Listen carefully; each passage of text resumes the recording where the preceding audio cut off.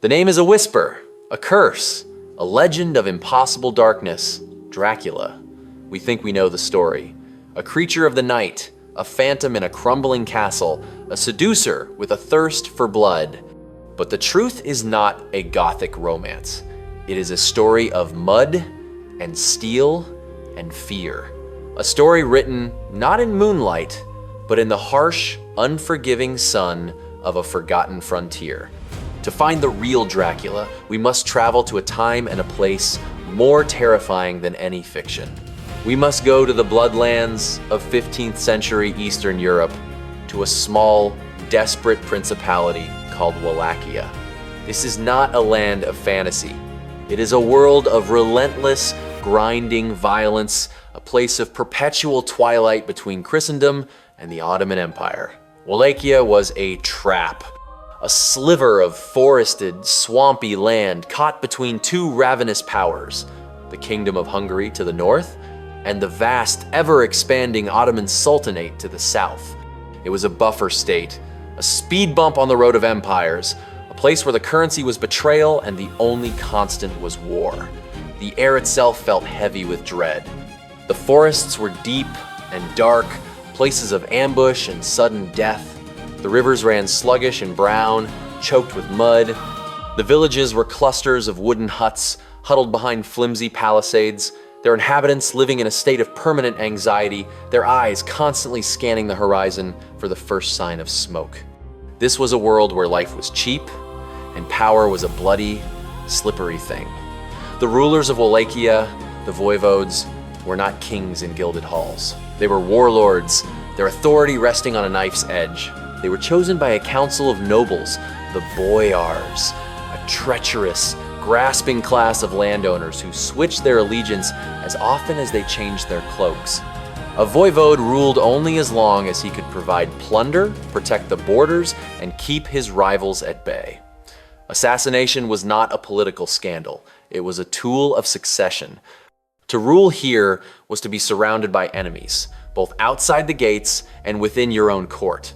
It was into this cauldron of violence and betrayal that Vlad III was born, sometime around 1431. He was a son of the House of Dracula, a dynasty founded by his father, Vlad Dracul. The name Dracul did not mean devil, it meant dragon. His father had been inducted into the Order of the Dragon, a chivalric society of Christian princes sworn to defend the faith against the Ottoman threat. Vlad II wore the emblem of the dragon proudly. His son, Vlad III, would be known as Dracula, the son of the dragon. But the son's fate would be far darker than the father's.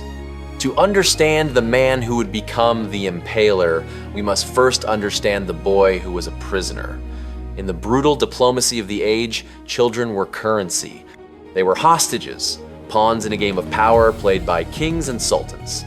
To secure his own precarious throne, Vlad's father made a deal with the devil he was sworn to fight. He paid his tribute to the Ottoman Sultan Murad II, and as a guarantee of his loyalty, he handed over his two young sons, Vlad and his younger brother, Radu. Vlad was just a boy, perhaps 11 or 12 years old. He was taken from the damp forests of Wallachia and thrown into the heart of Ottoman power, the glittering, sophisticated, and utterly merciless court at Adrianople. This was not a comfortable captivity. It was a psychological crucible, a masterclass in the mechanics of fear. The Ottoman court was a place of immense wealth and absolute power, but it was also a place of constant, silent terror. The Sultan's will was law, and his displeasure meant death. Young Vlad, a Christian prince in a Muslim court, was an outsider, a hostage whose life depended on the good behavior of a father hundreds of miles away. He would have learned the language, the customs, the religion. He would have studied the art of war, the tactics of the Janissaries, the elite slave soldiers of the Sultan. But the most important lessons were not taught in a classroom. They were taught in the execution yard. He would have witnessed the swift, brutal application of Ottoman justice. He would have seen men beheaded, strangled with a silk bowstring, or worse. He would have learned that power was not about persuasion. It was about the absolute, terrifying certainty of consequence. He would have seen the Sultan's enemies, or those who had simply failed him, dealt with in ways designed to inspire maximum horror.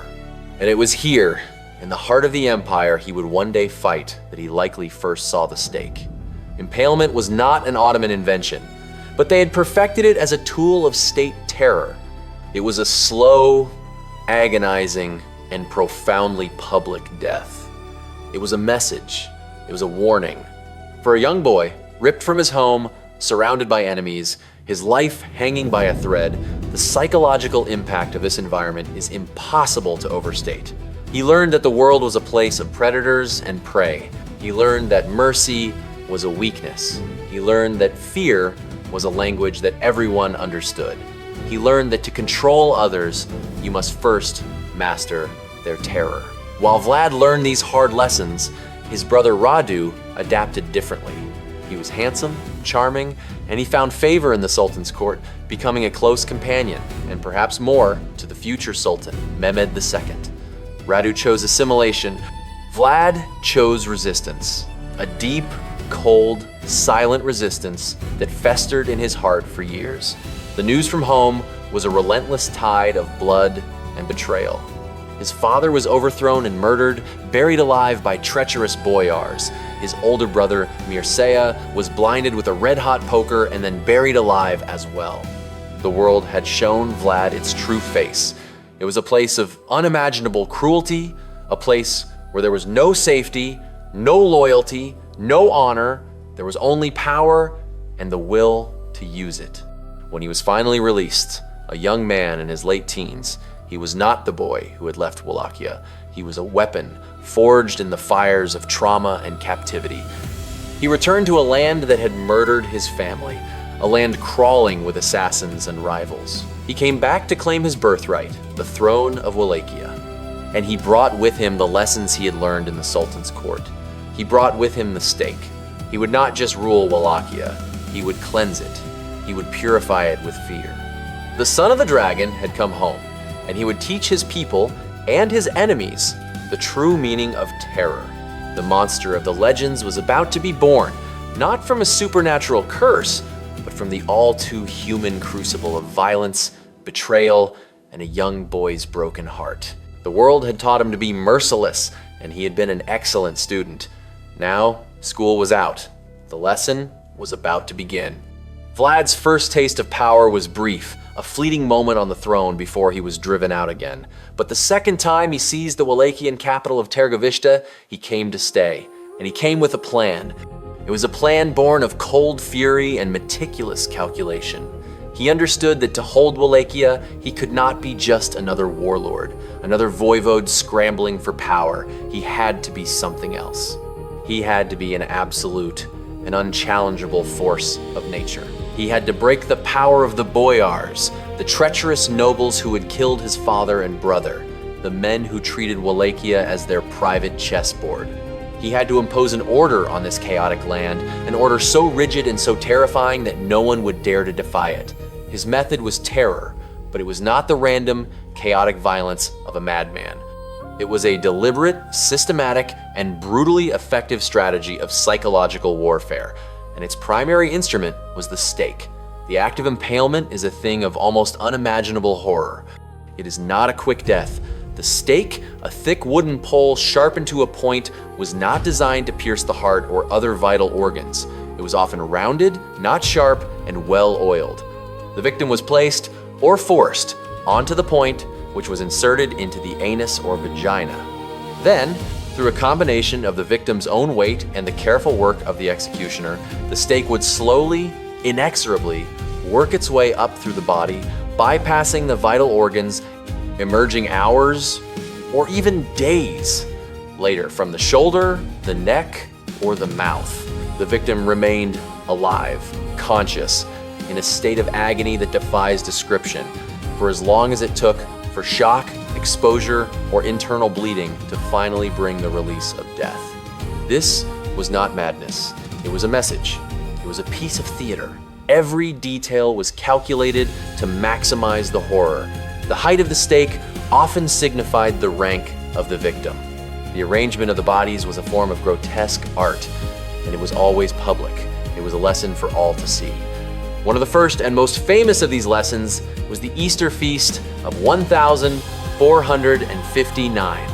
Vlad invited hundreds of his boyar rivals and their families to a great banquet in Targovishte. He feasted them, he drank with them, and then, in the middle of the celebration, he asked them a simple question. How many voivodes had they known in their lifetimes? The nobles, proud of their long and treacherous careers, boasted of the many rulers they had seen come and go. Vlad listened, and then he gave his reply. He told them that their instability, their endless betrayals, were the reason for Wallachia's weakness, and he was going to put an end to it. His soldiers seized them. The older nobles, the ones who had plotted against his father, were taken outside the city walls, and there they were impaled, hundreds of them. The younger, healthier nobles and their families were marched north, through the forests, to the ruins of a fortress on the Argesh River. There, they were forced into slave labor to rebuild the castle, his future stronghold. They worked until the clothes rotted off their backs and they dropped dead from exhaustion. The message was clear. The old games were over. There was a new master in Wallachia, and his rules were written in blood. This was the beginning of his reign of terror, but it was a terror with a purpose. He was consolidating power. He was creating a centralized state in a land that had known only feudal chaos. He turned his attention to the Saxon merchants of Transylvania, who had supported his rivals and defied his trade restrictions. When they refused to submit, he crossed the mountains, sacked their towns, and returned to Wallachia with thousands of captives. And outside the walls of his capital, he created a spectacle that would be seared into the memory of Europe, a forest of stakes. Thousands of men, women, and children, impaled in neat rows, their bodies left to rot in the sun, a silent, stinking testament to the price of defying him. The stories, carried by terrified survivors and merchants, began to spread. They were tales of almost supernatural cruelty. They said he dined among the dying, dipping his bread in their blood. They said he took pleasure in their suffering. These stories, exaggerated and embellished, were exactly what he wanted. He was weaponizing his own reputation. He understood that the fear of his cruelty could travel faster and further than any army. It could break the will of his enemies before a single sword was drawn. He applied this same brutal logic to the problem of crime and poverty within his own lands. He saw beggars, thieves, and vagrants not as a social problem, but as a stain on the purity and order of his state. In one famous account, he invited all the poor and sick of his realm to a great feast in a specially constructed hall. He fed them, he gave them wine, and then he asked them if they wished to be without a care in the world. When they eagerly agreed, he had the hall boarded up and set on fire, burning them all alive. His justification was chillingly pragmatic. He had eliminated their suffering, and he had ensured that they would no longer be a burden on the state. This was not justice as we know it. It was a form of radical, terrifying social surgery. He was cutting out what he perceived to be the diseased parts of his kingdom to preserve the health of the whole. Was it effective? By all accounts, yes. The chronicles, even those hostile to him, admit that during his reign, Wallachia became a land of almost preternatural order.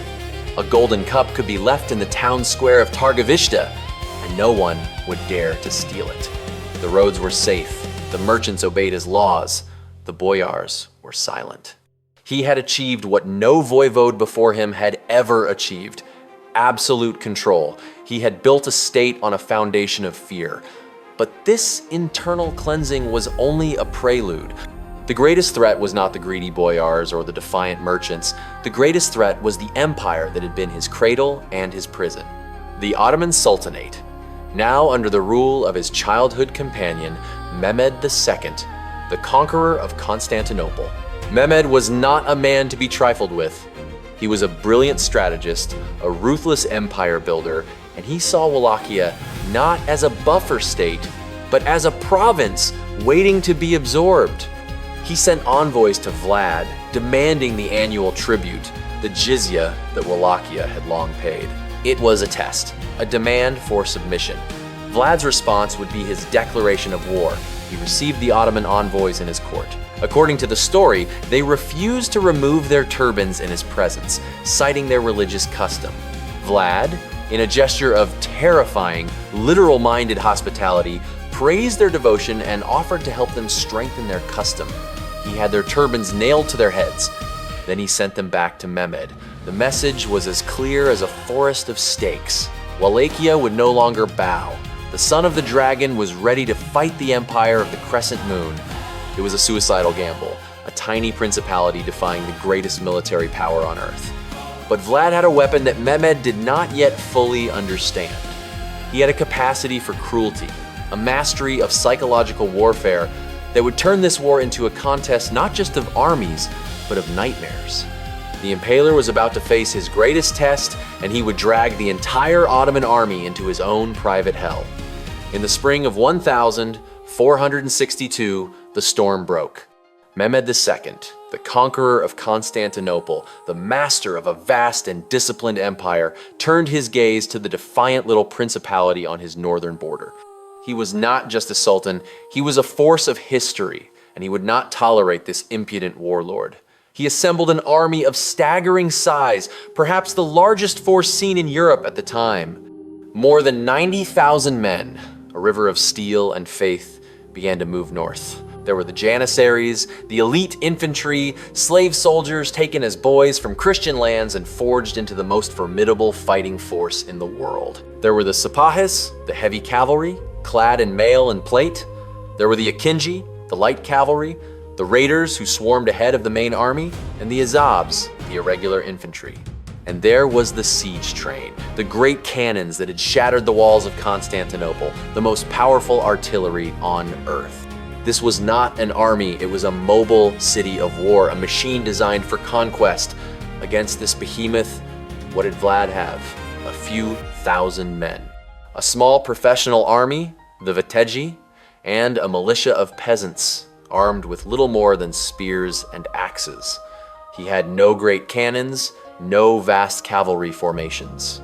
On an open field of battle, he would be annihilated in an hour. He knew this, and so he refused to play by Mehmed's rules. He would not fight a war of battles, he would fight a war of nightmares. As the Ottoman army crossed the Danube and entered Wallachia, they did not find a land waiting to be conquered. They found a wasteland. Vlad had turned his own country into a weapon. The villages were empty, their inhabitants fled to the mountains and the deep forests. The fields were burned, the crops destroyed, the wells were poisoned with the carcasses of dead animals. The grass itself seemed to have been turned to ash.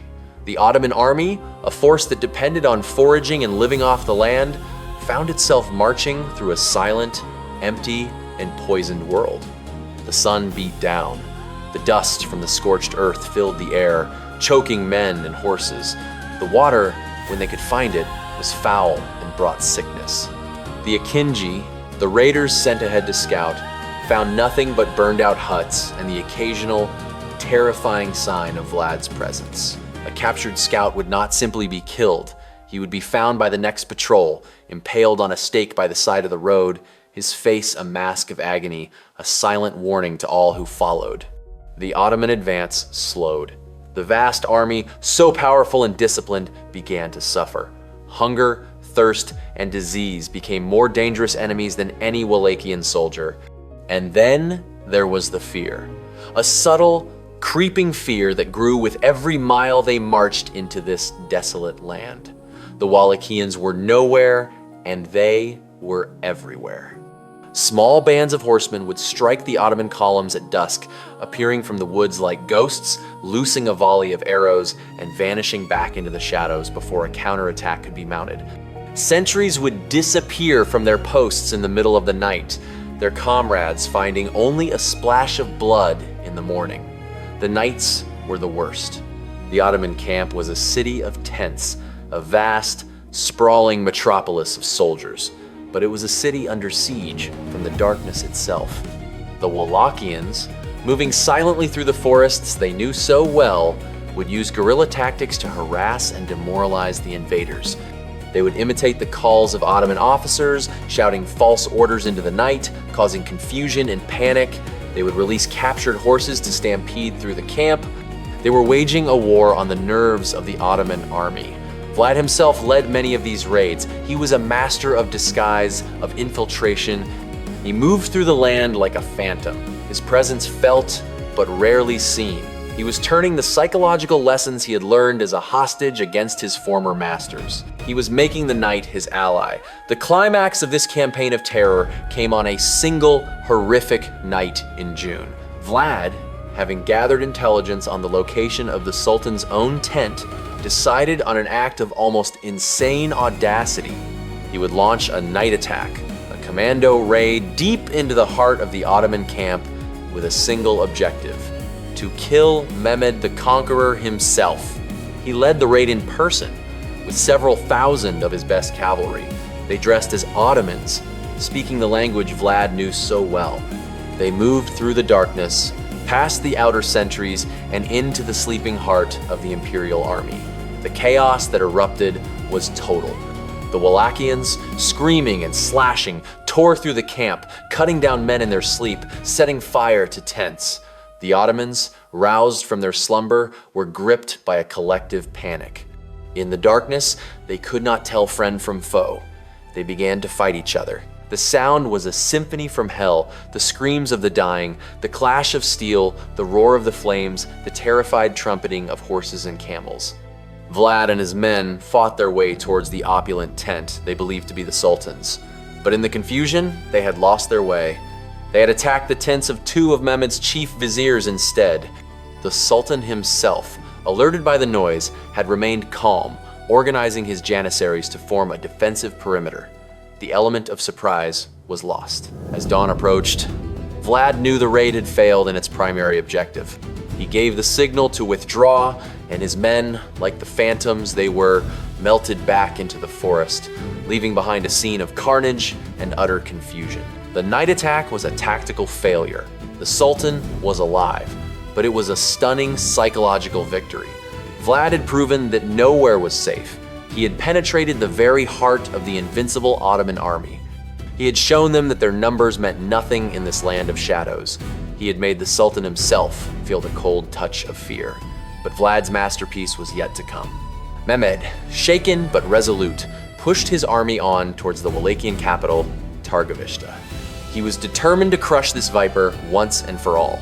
As his army approached the city, they came to a valley, a few miles outside the walls, and it was there that they saw it.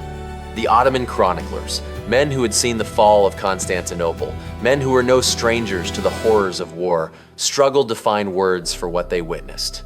It was a forest, but it was not a forest of trees. It was a forest of the dead. For a distance of 3 kilometers, the valley was filled with stakes. On them were the impaled bodies of 20,000 people, Turkish prisoners, Bulgarian captives, and Wallachian men, women, and children whom Vlad had deemed disloyal. They were arranged in concentric circles, the stakes of varying heights, a grotesque parody of a garden. In the center, on the highest stake, was the decaying body of a captured Ottoman commander. The air was thick with the stench of death, a sweet, cloying smell that clung to the back of the throat. The silence was absolute, broken only by the buzzing of a billion flies and the creak of the stakes in the wind. This was not a battlefield. It was a work of art, an installation of horror designed to communicate a single, unambiguous message. This is what happens to my enemies. This is the price of entering my land. This is the face of my power. The effect on the Ottoman army was devastating. These were hardened soldiers, but they had never seen anything like this. This was not war. This was a descent into madness. The Sultan himself, the conqueror of cities, the master of the world, was shaken to his core. The chronicles say he stood for a long time in silence, staring at the horrific vista, and then he spoke. He did not speak of anger or of vengeance. He spoke with a kind of horrified admiration. "How can we dispossess a man," he is reported to have said, "who is capable of such things?" He had conquered empires, but he could not conquer the terror in the hearts of his own men. He saw that to take this land, he would have to become as monstrous as its defender, and the price was too high. The campaign was over. Mehmed turned his army around. He did not sack Târgoviște. He did not pursue Vlad. He simply left. He installed Vlad's charming, compliant brother, Radu, on the throne, backed by Ottoman power, and he retreated from this land of nightmares. Vlad had lost the throne for now, but he had won the war. He had faced the greatest army in the world and had turned it back, not with swords, but with fear. He had carved his name into the mind of the Sultan, not as a king, but as a force of pure, unadulterated terror. The Forest of the Impaled was his legacy, his monument, his final, terrible word in the argument of power. The son of the dragon had shown the world that in the brutal calculus of survival, there is no such thing as an atrocity. There is only victory, and the price you are willing to pay for it. And Vlad Dracula had proven that he was willing to pay any price at all. The story of Vlad the Impaler should have ended there, a bloody footnote in the long and brutal history of the Balkan frontier. He was a man of his time, a particularly ruthless example of a medieval warlord, but a man of flesh and blood nonetheless. He would eventually be betrayed, imprisoned by the Hungarians, and later killed in battle, his head sent to Mehmed in a jar of honey, a final, grim trophy. But the man died. The monster was just beginning to be born. The transformation of Vlad III of Wallachia into the vampire king of Gothic fiction is a story of propaganda, of printing presses, and of the strange, dark alchemy of the human imagination. The first seeds of the legend were sown not by his enemies, the Ottomans, but by his Christian neighbors, the German Saxons of Transylvania. They had been the victims of his raids, their merchants impaled, their towns burned. They had every reason to hate him, and they had access to a new and powerful technology, the printing press. In the late 15th century, German printers began to produce pamphlets, cheap, mass-produced booklets filled with lurid tales of the Wallachian voivode's cruelty. These were the horror stories of their day, the true crime bestsellers of the late Middle Ages. They were called the Geschichten Draculae, the stories of the voivode Dracula. They were filled with sensational, grotesque accounts of his atrocities. They told of him boiling people alive, of forcing mothers to eat their own children, of nailing hats to heads, and, of course, of his forests of the impaled. The pamphlets were illustrated with crude but effective woodcuts, showing a grim-faced Vlad feasting at a table while his victims writhed on stakes around him. This was the image that would be seared into the European consciousness. It was the birth of the monster. These stories were not pure fiction. They were exaggerations, embellishments, and fabrications, all built upon a kernel of terrible truth. Vlad was undeniably cruel, but these pamphlets stripped his actions of all political context. They did not speak of his war against the Ottomans, of his struggle to impose order, of the constant betrayals he faced. They presented him as a demonic, bloodthirsty madman, a psychopath who killed for pleasure. This was propaganda, pure and simple. It was designed to demonize an enemy, to justify the political and economic actions taken against him, and it was incredibly effective. The story spread across Germany and then throughout Europe, becoming a part of the continent's folklore. The name Dracula became synonymous with a kind of monstrous, almost supernatural cruelty. He was no longer a historical figure, he was a bogeyman, a cautionary tale told to frighten children. And there he remained for centuries, a half-forgotten monster from the dark ages of European history. The connection to vampirism came much, much later. There is no contemporary account that links Vlad to blood drinking or to the undead.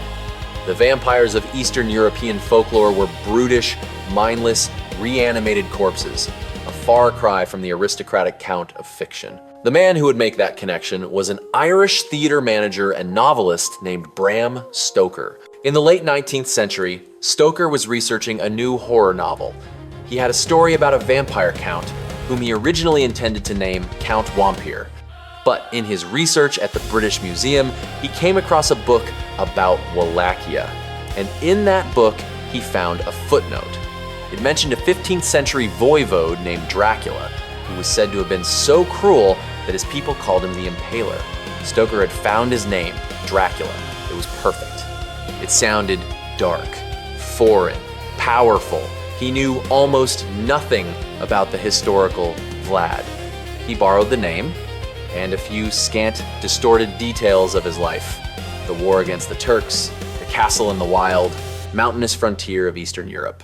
But the character he created, the elegant, seductive, nocturnal predator, had almost nothing to do with the real man. Stoker's Count Dracula was a product of the anxieties of the late Victorian era. He was a symbol of a decadent, foreign aristocracy, a creature of sexual predation and reverse colonialism invading the heart of the British Empire. He was a monster for a new age, an age of science, psychology, and repressed desire. The novel, published in 1897, was not an immediate bestseller, but it tapped into a deep vein of modern fear. And with the advent of cinema in the 20th century, Stoker's creation became an icon. From the silent, shadowy terror of Nosferatu to the suave, caped aristocrat of Bela Lugosi, to the countless iterations that have followed, the fictional vampire has haunted our dreams for over a century. And in doing so, he has almost completely erased the real man from history. The name Dracula now belongs to the phantom, not the prince. So who was he, the man buried beneath the mountain of myth? Who was Vlad III of Wallachia, the son of the dragon? The answer is not simple. It is lost in the smoke of burning villages and the mists of a dark and brutal age. Was he a hero? To some, yes. In Romania, he is often remembered as a national hero, a fierce defender of his homeland, a strong ruler who stood up to the Ottoman tide when the rest of Europe trembled. He is seen as a father of the nation, a brutal but necessary force for order in a time of chaos. Was he a monster? To his victims, the boyars he impaled, the merchants he burned, the 20,000 souls who rotted in his forest of the dead, the answer is an unequivocal yes. He was a tyrant of almost unimaginable cruelty, a man who seemed to take pleasure in the suffering of others. Was he a traumatized ruler, a man whose own horrific childhood had twisted him into a reflection of the cruelty he had witnessed? Almost certainly. The boy who watched the Sultan's justice became the man who perfected it. His cruelty was not random, it was a learned language, the only language of power he had ever been taught. He was a product of his age. He was a warlord on a violent frontier, a prince who had to be more ruthless than his enemies to survive. He used terror as an instrument of statecraft with a chilling, rational precision. He was a man who looked into the abyss of human cruelty and did not flinch. He embraced it, he mastered it, he became it. The truth is, he was all of these things.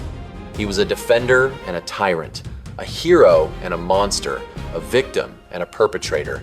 He was a man who built a nation on a foundation of corpses, a patriot who used the methods of a psychopath. He is a paradox, a dark mirror held up to the brutal realities of power, survival, and the terrifying, ambiguous nature of what we call justice. The vampire is a fantasy.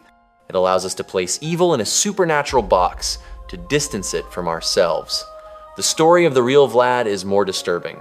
It reminds us that the greatest monsters are not creatures of the night, they are human. They are products of our own history, our own violence, our own fear. The son of the dragon was not a demon. He was a man. And that, perhaps, is the most terrifying truth of all.